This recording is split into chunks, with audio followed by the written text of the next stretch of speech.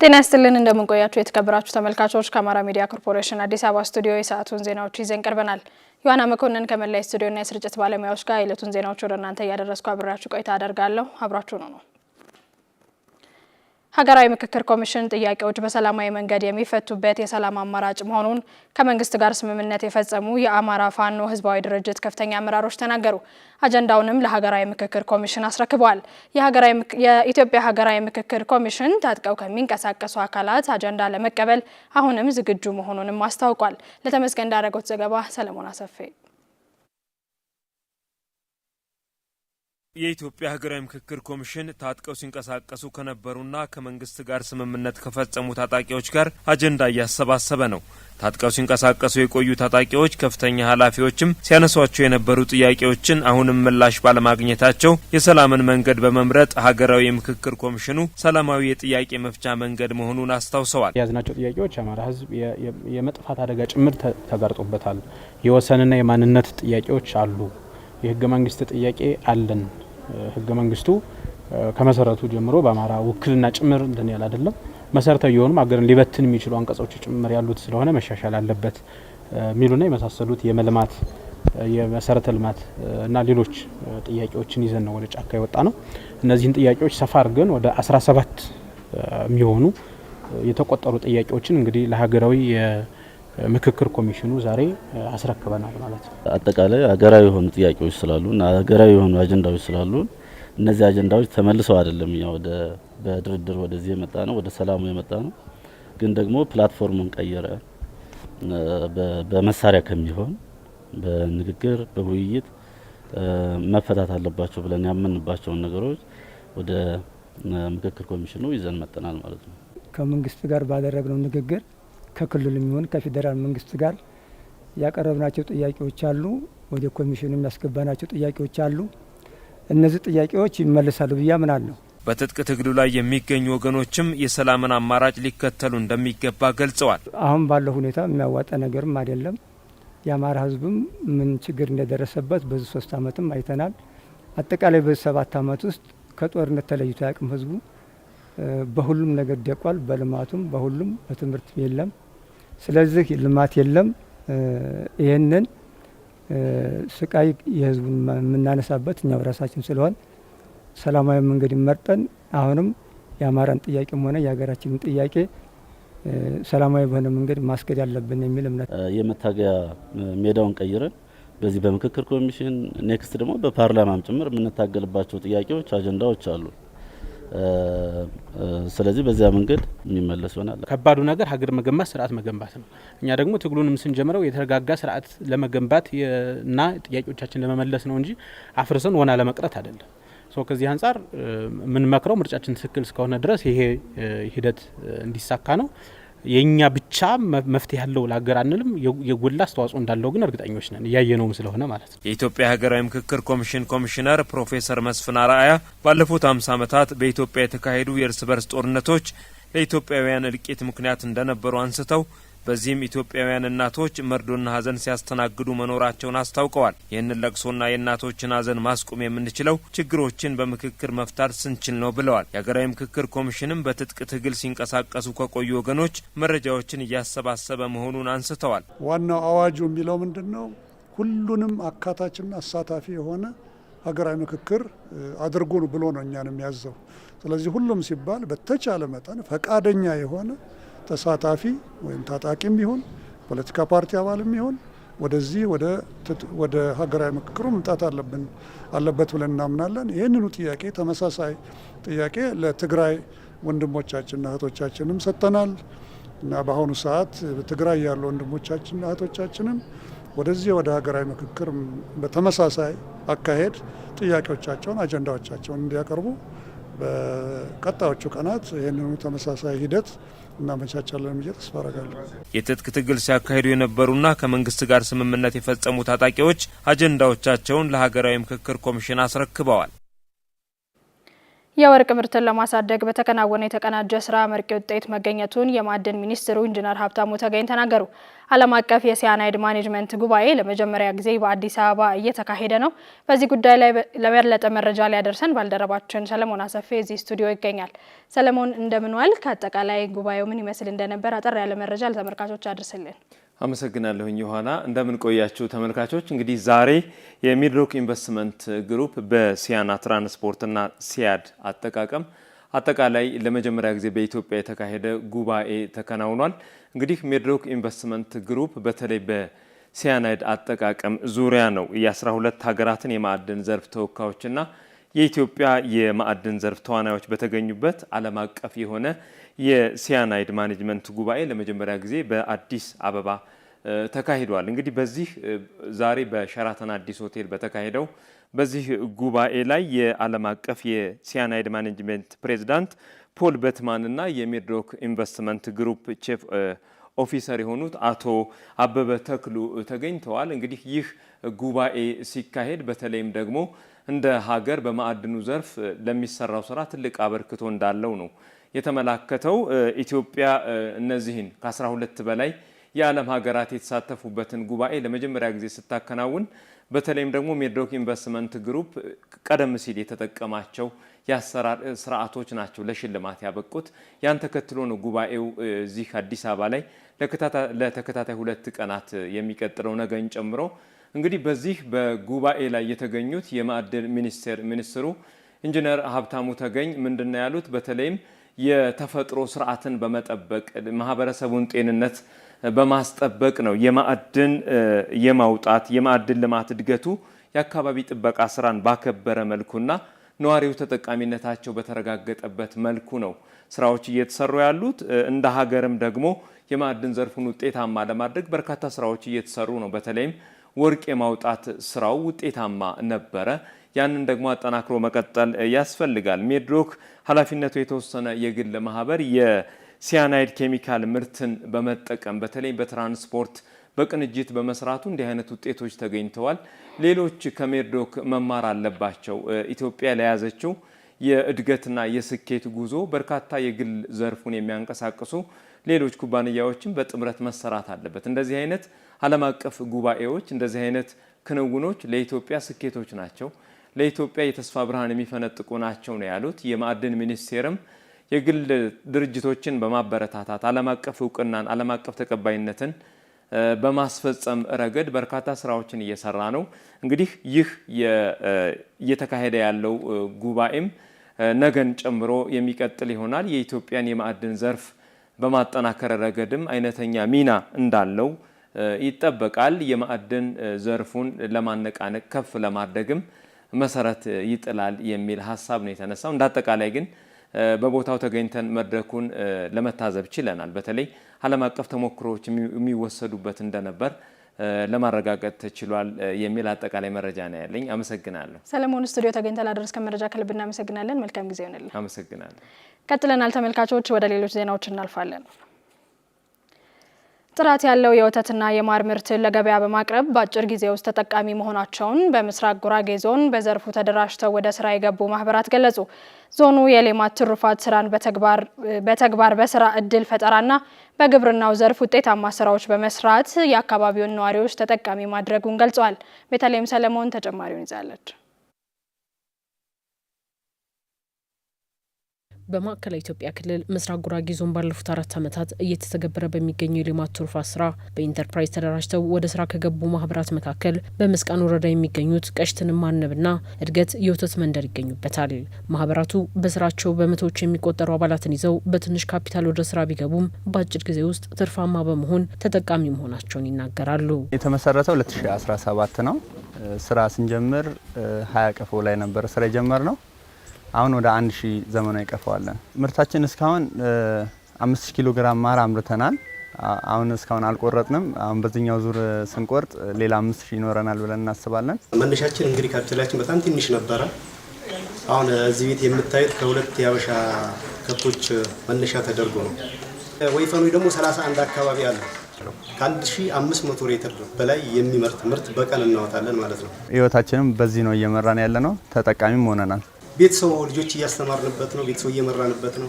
ስለዚህ ለውጡ በጣም የተሻለ ለውጥ ይታይበታል። በምስራቅ ጉራጌ ዞን የስራ ዕድል ፈጠራና ኢንተርፕራይዝ መምሪያ ኃላፊ ታጁ ነስሩ እንደሚሉትም በግብርናው ዘርፍ የስራ ዕድል ለመፍጠር የሚያስችሉ ጸጋዎችን በመለየት እንደ ቀሽትን ማነብ ያሉ ማህበራትን በማደራጀት ከስልጠናና ከቦታ አቅርቦት ባለፈ የገንዘብ ድጋፍ በማድረግ ካፒታላቸውን ማሳደግ መቻሉን ይገልጻሉ። በዚህ ዞን ወደ 78 አካባቢ የንብ ማነብ ኢንተርፕራይዞች ተደራጅተዋል። የ1 ሚሊዮን የብድር አቅርቦት ቀርቦለታል። ይሄ ኢንተርፕራይዝ ሲነሳ የነበረበትን ካፒታል ኦልሞስት 100 ሺህ ብር አካባቢ ነው የነበረው። የፋይናንስ ድጋፍ ማቅረብ በመቻላችን አሁን ላይ ወደ 10 ሚሊዮን አካባቢ ካፒታል ሊፈጥር የቻለው በተደረገለት ድጋፍ ነው። ዶክተር ሁሴን አልዬ የዞኑ ግብርና መምሪያ ምክትል ኃላፊና እንስሳት ዘርፍ ኃላፊ ናቸው። በዞኑ በሌማት ትሩፋትና በንብ ማነብ የወተት መንደሮችን በማቋቋም ከፍተኛ ምርታማነትን መፍጠር ተችሏል ይላሉ። እንደ ዞን 214 በ101 ቀበሌዎች 214 የወተት መንደሮችን እናቋቁማለን ብለን አቀዳል። እስካሁን ድረስ ወደ 228 አካባቢ የወተት መንደሮችን ማቋቋም ችለናል። ያው እዚህ መንደር ላይ በርካታ የሀገረሰብ የውጭ ዝርያ ያላቸው 70% ነው የዚህ ቀበሌ ሽፋን ነው። ቀበሌ ከ70% በላይ የሀገረሰብ ዝርያዎችን ዝርያ ማሻሻል ይችላል። ዛሬ እንደምናየው በገጠር ቀበሌ ውስጥ እንደዚህ ኢምፕሩቭድ የሆኑ ኤችኤፍ ሆልስቴን ፍሪዚያንስ የሆኑ ብሪዶች ከፍተኛ ምርት ያላቸው ናቸውና እነሱ ማደራጀት ችለናል። በዚህ ሂደት ውስጥ ያው ከፍተኛ የስራ ዕድል መፍጠር ተችሏል። በአጠቃላይ እንደዚሁ በምንሰራቸው የሌማት ትሩፋትና የኢኒሼቲቭ ስራዎቻችን ሰፊ ውጤት እያመጡና ተጨባጭ የሚጨበጥ የሚዳስና የሚታይ ለውጥ እያመጡ ነው። ምርታቸውን ወደ ገበያ በማቅረብ ተጠቃሚ መሆናቸውን የሚገልጹት ማህበራቱ ጥራቱን የጠበቀ ምርትን ለውጭ ገበያ ለማቅረብ ከዞኑ ጋር በመቀናጀት እንደሚሰሩም ተናግረዋል። ገበያ ትስስሩ እንግዲህ ያ ዋና ገበያችን ቡታጀራ ነው። ከቡታጀራ አልፎ ወደ ወራቤ ገበያ ትስስር ፈጥረን ወደ ወራቤ እንሸጣለን ማለት ነው። ገበያው እዚህ ለከተማም እናቀርባለን፣ ለማል አዲስ አበባም እናቀርባለን። አሁን ግን ስራችን ሰፋ አድርገ ነው ወደ ውጪ ፕሮሰስ አድርገን ወደ ውጪ የመላኩ ስራ እንጀምራለን ብለን እናምናለን። በዞኑ በሌማት ትሩፋት ከሚሰሩ የወተትና የማር መንደሮች በተጨማሪ የስጋና የእንቁላል መንደሮች በስፋት እየተተገበሩ መሆኑም ተገልጿል።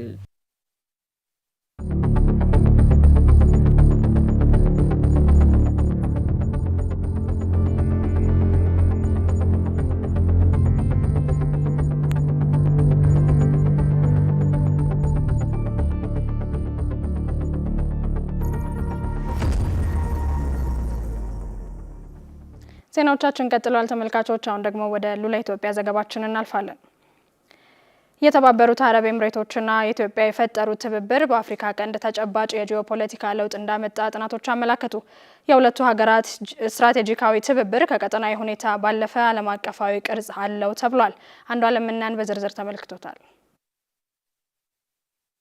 በፈረንጆቹ 2018 አዲስና መሰረታዊ የሚባል የግንኙነት ምዕራፍ ተከፈተ። በንግድ በኢንቨስትመንትና በደህንነት ጉዳዮች ለመስራትም ተጨባጭ ስምምነቶች ላይ ተደረሰ። እኒህ ስምምነቶችም ለሁለቱ ሀገራት አዲስ የዲፕሎማሲ አድማስን ከፈቱ። ይህ የምናወራለት የኢትዮጵያና የተባበሩት አረብ ኤሚሬቶች ግንኙነት ነው። አንዳንድ ተንታኞች ኢሚራቲዎች በኢትዮጵያ ላይ የዲፕሎማሲ የበላይነት ወስዳለች ሲሉ፣ ሌሎቹ ግን ኢትዮጵያን በሚገባ ተጠቅማበታለች ብለው ይከራከራሉ። አንድ የሆርን ሪቪው ትንታኔ ኢትዮጵያ በዚህ የሽግግር ወቅት ካዝናዋ በደረቀበት ጊዜ $3 ቢሊዮን ከኢሚራቲዎች መቆንጠር መቻሏ የዲፕሎማሲው ሚዛን ያለው መሆኑን ማሳያ አድርጎ ያነሷል። ያ ገንዘብ በኢትዮጵያ ወታደራዊ ሪፎርም ለመስራት፣ ኢኮኖሚያዊ አቅጣጫ ለማደስና የውጭ ምንዛሬ ክፍተትን በመሙላት ትልቅ አስተዋጽኦ አደረገ። ከ2008 የዓለም የፋይናንስ ቀውስ በኋላ አረብ ሀገራት ነዳጅን ብቻ መሰረት ካደረገው ኢኮኖሚ ወደ ባለብዙ ዘርፍ የኢኮኖሚ አማራጮች እያማተሩ ቆይተዋል። ኢሚራቲዎችም ወደ ኢትዮጵያ ሲመጡ ታዲያ የለባቸውን የምግብ እህል ክፍተት ለመሙላት በግብርና ዘርፍና በወደብ ልማት መሰማራትን መሰረት ያደረገ ነው። ይህ ስምምነት ሰምሮ የሁለቱ ሀገራት ግንኙነት ተጠናከረ። ከ130 ሚሊዮን ሕዝብ በላይ ያላት ኢትዮጵያም ለኢሚሬቶች ትልቅ ገበያን ፈጠረች። ኢሚራቲዎችም አራተኛዋ ትልቋ የኢትዮጵያ የውጭ ንግድ መዳረሻ ሆነች። ሳውዲና ግብጽ መራሹ የቀይ ባህር ትብብር ሁለቱ ሀገራትን ያገለለ ሆነና በቀጠናው ጉዳይ ላይ የመስራት የሁለቱ ሀገራት ፍላጎት በመሆኑ ጉዳዩ የበለጠ እንዲተሳሰሩ አደረጋቸው። አፍሪካ ሜጋ ትሬንድ የአረብ ኤሚሬቶች ተሳትፎ በኢትዮጵያ ያለውን ተጽዕኖ ሲል የጀርመኑ የዓለም አቀፍና የደህንነት ጉዳዮች ተቋም እንደጻፈው ደግሞ የኤሚሬቶች ከኢትዮጵያ ጋር መተባበር የአፍሪካ ቀንድን ጂኦፖለቲካ አዲስ ቅርጽ ሰጥቶታል፣ እንደገናም እየሰራው ነው ይላል። የምርምር ጽሑፉ ኢሚራቲ በኢትዮጵያ ጋር የመሰረተችው ትብብር የኢትዮጵያ ተጽዕኖ አቅምን አጉልቶታል፣ በቀንዱ ያለውንም የፉክክር ቅርጽ አልቆታል ይላል። በዚህ ምክንያት ይህ የሁለቱ ሀገራት ግንኙነት ተራ ፖለቲካዊ መግባቢያ ብቻ ሳይሆን ሁሉን አቀፍ አቅምን መተሳሰርና መደጋገፍን መሰረት አድርጓል። በሰላምና ደህንነት፣ በኢኮኖሚና በአቅም ግንባታ ዘርፎች ይህ የሁለትዮሽ ግንኙነት የላቀ ነው። በተለይም ኢትዮጵያ እየጠየቀች ባለው ወደ ባህር የመመለስ ጥያቄ ዋነኛ አጋዥ ሀገር ሆና ተሰልፋለች ኤምሬት።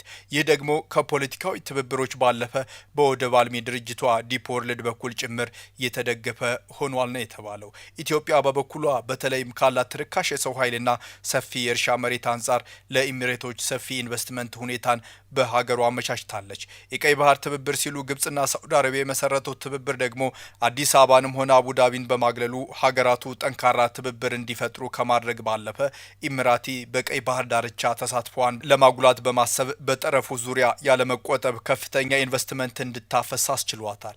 ይህም በተለይ የበርበራ ወደብን ከማልማት አልፎ ለሶማሊላንድ ጠንካራ የትብብር መሰረት መጣል እንዲቻል አድርጉ። እንደ ሆርን ሪቪው ጽሑፍ ደግሞ የሁለቱ ሀገራት ትብብር ከቀጠናዊ ሁኔታም ይሻገራል። አዲስ አበባና አቡዳቢ ትብብራቸው በዓለም አቀፍ መድረክ ነው ይላል። ለኮፕ 32 አዘጋጅነት የተመረጠችው ኢትዮጵያ ስብሰባውን ስታዘጋጅ የኮፕ 28 አዘጋጇ ኤምሬት ያላትን ልምድ ተጠቅማ ኢትዮጵያን ታግዛለች። ሁለቱ ሀገራት በሚያዘጋጇቸውም ዓለም አቀፍ ሁነቶች ፍላጎቶቻቸውን የሚያንጸባርቁበት እንዲሆን እየሰሩ ነው። በቅርቡ ያደረጉት የሁለትዮሽ ስምምነት መሰረት በማድረግም ሁለቱ ሀገራት ድንበር ዘለልና የሁነቶች ትስስር በሚያገናኛቸው ግልፍና የአፍሪካ ቀንድ ሁነኛ ተጽዕኖ ፈጣሪ ለመሆን እየሰሩ መሆኑን ያመላክታል። እናም አረብ ኤሚሬቶችና ኢትዮጵያ በሁነቶች የሚገታና ወቅታዊ ትብብር ሳይሆን ዘመን ተሻጋሪና ነገን የሚመለከት ጠንካራ ዲፕሎማሲ ባለው መንገድ ላይ እየተጓዙ ስለመሆኑ የተለያዩ ትንታኔዎች አመላክተዋል። በመጨረሻ መሰረት መግጫ የዕለቱን አጫጭር ዜናዎች ታደርሰናለች። ተከታትለን እንመለስ።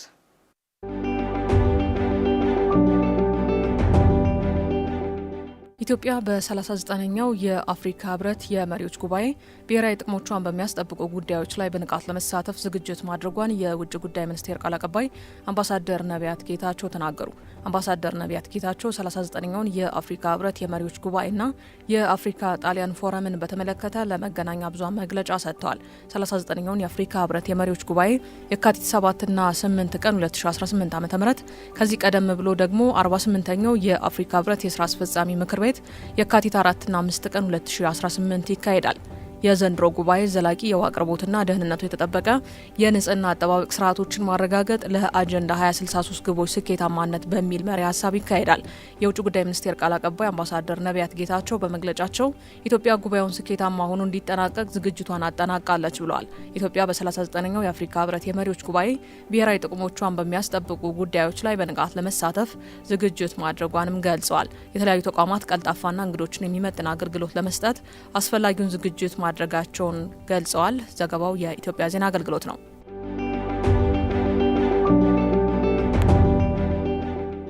በግማሽ ዓመቱ 63 አዳዲስ የገጠር ቀበሌዎችና መንደሮችን የኤሌክትሪክ ኃይል ተጠቃሚ ማድረጉን የኢትዮጵያ ኤሌክትሪክ አገልግሎት አስታወቀ። የአገልግሎቱ ዋና ስራ አስፈጻሚ ኢንጂነር ጌቱ ገረመው የ6 ወራት አፈጻጸምን በተመለከተ በሰጡት መግለጫ በዘርፉ በርካታ ስኬቶች መመዝገባቸውን አብራርተዋል። በግማሽ ዓመቱ አዳዲስ ደንበኞችን ተጠቃሚ ከማድረግ በኩል ከእቅድ በላይ አፈጻጸም መመዝገቡን ጠቅሰው 63 የገጠር ቀበሌዎችና መንደሮች ወደ ኃይል መስመር መግባታቸውን ጠቅሰዋል። የገጠር ቀበሌዎቹን ተጠቃሚ ማድረግ የተቻለው ከዋናው መስመርና ፀሐይ ኃይል መሆኑንም ጨምረው ጠቁመዋል። በበጀት ዓመቱ የመጀመሪያ 6 ወራት ከተለያዩ የገቢ አማራጮች 52.26 ቢሊዮን ብር መሰብሰብ መቻሉንም ተናግረዋል። ኢዜአ ነው የዘገበው።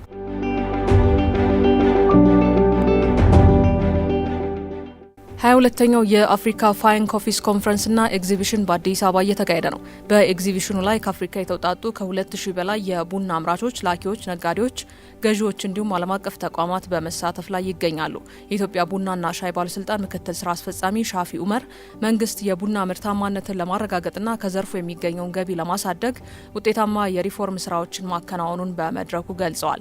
በዚህም በፈረንጆቹ 2025 ኢትዮጵያ ከቡና ወጪ ንግድ 2.65 ቢሊዮን ዶላር ገቢ ማግኘት መቻሏን ጠቁመው ይህንን ስኬት ለማስቀጠልም የተለያዩ እንቅስቃሴዎች እየተደረጉ መሆኑን ተናግረዋል። የአፍሪካ ፋይንግ ኦፊስ ኮንፈረንስና ኤግዚቢሽን ዋና ስራ አስፈጻሚ ጊልበርት ኤክስፐርት ካዛሊ በበኩላቸው አፍሪካ በቡና ምርት ያላትን እምቅ አቅም በሚገባ መጠቀም ይኖርባታል ብለዋል። የአፍሪካን ቡና በዓለም ገበያ ይበልጥ ተወዳዳሪ ለማድረግ የባለድርሻ አካላት ትብብር ወሳኝ መሆኑን ተመላክቷል።